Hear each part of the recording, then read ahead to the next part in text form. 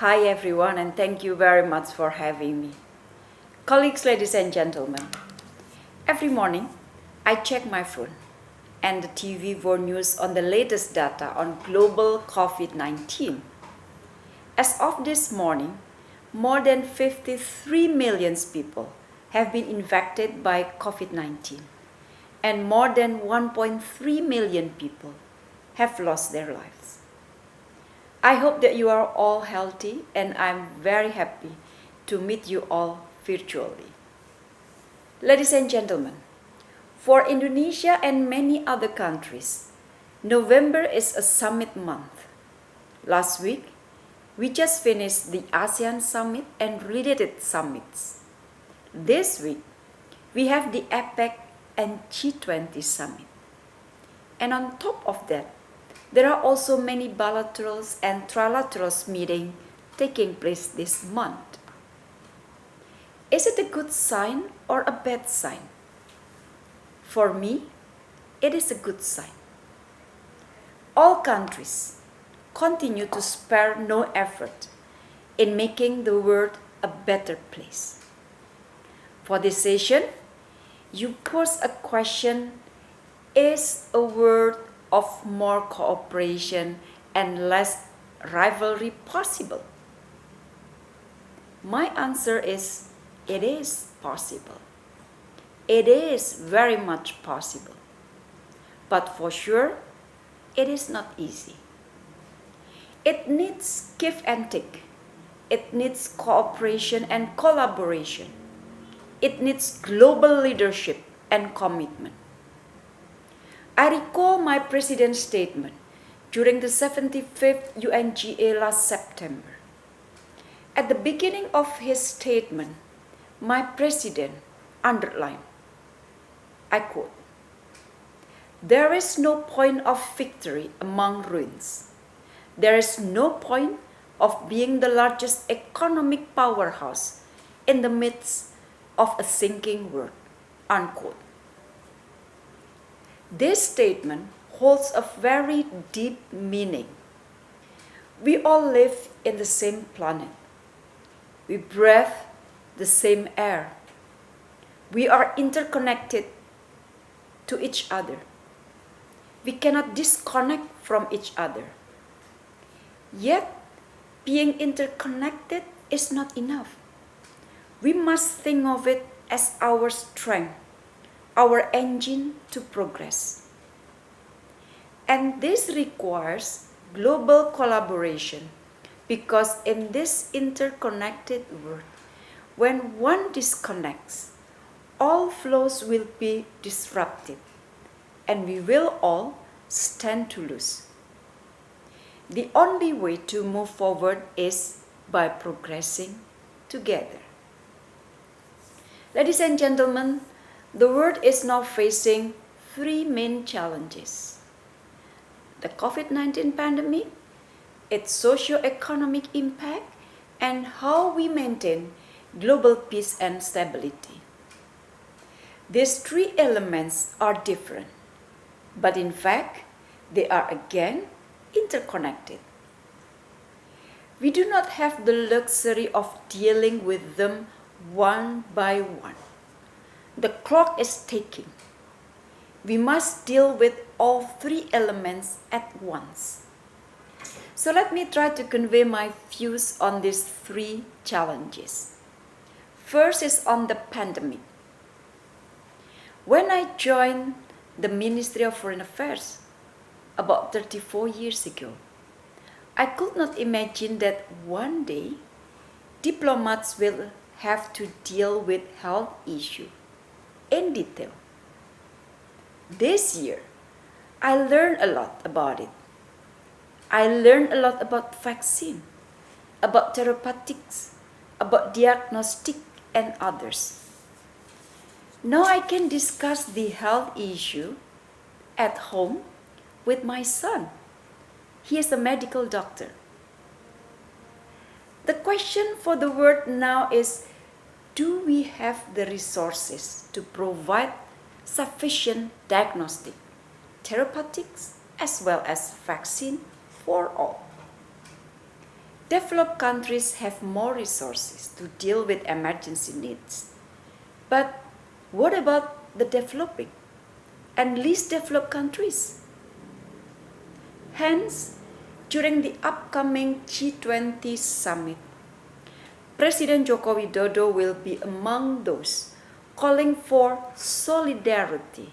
I repeat, solidarity, especially from developed countries. I recall also the statement of Director General of WHO in September 2020 on vaccine. Dr. Tedros said, quote, "The first priority must be to vaccinate some people in all countries, rather than all people in some countries." This is not just a moral imperative and a public health imperative. It is also an economic imperative. In our interconnected world, if people in the low and middle income countries miss out on vaccines, the virus will continue to kill, and global economic recovery will be delayed. Therefore, an equal access, safe, and affordable vaccine is vital. Multilateral vaccine framework, in particular COVAX AMC, for example, needs $5 billion for the provisions of vaccine for developing countries. ACT accelerators needs $35 billion. Ladies and gentlemen, my second view is on the economic impact. Most countries have encountered contraction, especially in Q1 and Q2 this year. We hope the economic situation on the fourth quarter is better and continue to improve in 2021. The IMF, for example, projected that the global growth will only reach minus 4.4%, with minus 5.8% for advanced economies and minus 3.3% for emerging market and developing economies. This new projection is less severe than that forecasted in June 2020. The revision reflects better than anticipated second quarter GDP outturn, mostly in advanced countries, where activities began to take place sooner than expected after the lockdowns were scaled back in May and June, as well as indicators of a stronger recovery in the third quarter. Now the question is that with the emergence of second wave or even the third wave in many countries and the imposition of more restriction in Q4, the fourth quarter, what will be the impact for the Q4 growth or for the growth in the fourth quarter this year? To achieve better growth, we have to work hard, that is for sure. If global supply chain remains locked, business trips put on hold, protectionism continue to abate, I'm afraid we will not get there. Therefore, enabling environment is needed to put our economic activities back in action without risking health. And against this backdrop, Indonesia is making arrangements with a number of countries, and we will continue to do so. Indonesia has established travel corridor arrangement with the Uni Emirat Arab, ROK, China, and Singapore. We are in the midst of negotiation with Japan now. Indonesia has also proposed this kind of arrangement with the ASEAN countries. Leaders of ASEAN on the 12th of November adopted the ASEAN Declaration on an ASEAN Travel Corridor Arrangement Framework. Colleagues, my third view is on the peace and stability. And this is my core business. But still, it is not an easy one. It is getting more challenging to maintain peace and stability amidst rivalries. What I would like to focus on is the role of ASEAN as an engine of peace and stability in the region. On July 2020, Indonesia proposed to ASEAN foreign ministers to issue a statement on the maintenance of peace and stability in Southeast Asia. The statement was agreed upon and issued on the 8th of August 2020 as ASEAN celebrated its 53rd anniversary. The statement carries much weight. It shows commitment of ASEAN to maintain Southeast Asia as a region of peace, security, and stability, and strengthen peace-oriented values in the region, in line with international law. Reaffirms the unity of ASEAN in promoting its purposes, principles, and common interests.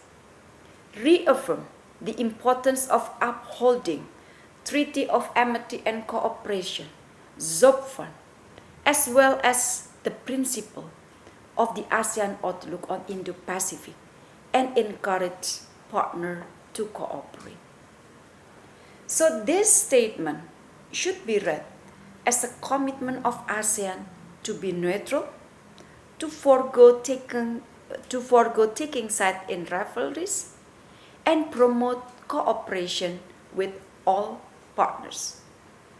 What ASEAN wishes to uphold and spread is the culture of cooperation and dialogue. And as for Indonesia, we will continue to uphold all the principles as well as the international law, including UNCLOS 1982. Indonesia's position is always clear, based upon these principles. An independent and active foreign policy will remain the foundation of Indonesia's foreign policy. Indonesia will spare no effort to contribute to the maintenance of peace and stability in the region and beyond. And my call, let us do it together. Colleagues, back to the question of this session. Is a world of more cooperation, less rivalry possible? Indonesia and ASEAN give a primary example of cooperation for the better just few days ago, in which, after 8 years of hard negotiation, 15 countries signed the Regional Comprehensive Economic Partnership, injecting new hope and optimism for post-COVID-19 economic recovery in the region and beyond. So, the answer is yes. As long as there is global leadership, solidarity, cooperation, respect toward international law, and an understanding that the only sustainable path is when we progress together. I thank you very much.